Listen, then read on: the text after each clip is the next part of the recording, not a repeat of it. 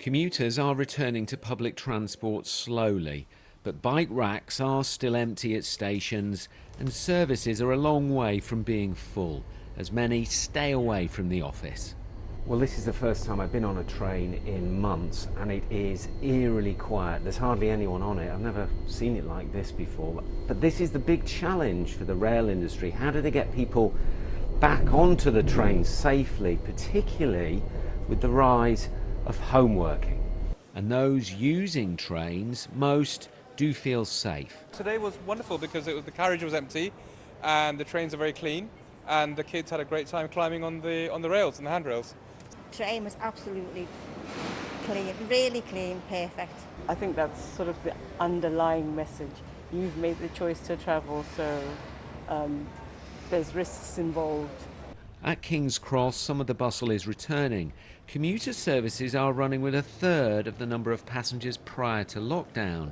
Weekend leisure services are faring better, at half full. I would say to anyone who's thinking about coming back on one of our services is it's completely safe to do so.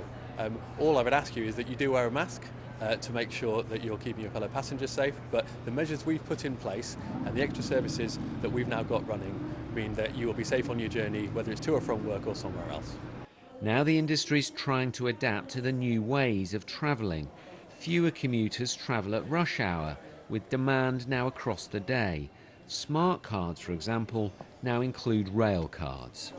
And there are big challenges. What happens when there's disruption? Here the overhead power lines have come down and we've all been kicked off a train. What happens then to social distancing? I do think there's a really bright future for public transport. It won't be the same as before. We've already begun to look at timetables and see whether they need to be different to reflect different travelling patterns. We also need to look at our ticketing structure because people might want more flexibility if they're not coming in to work every day. Not many think commuting will go back to how it was, but confidence in public transport is crucial to London's recovery. Tom Edwards, BBC London.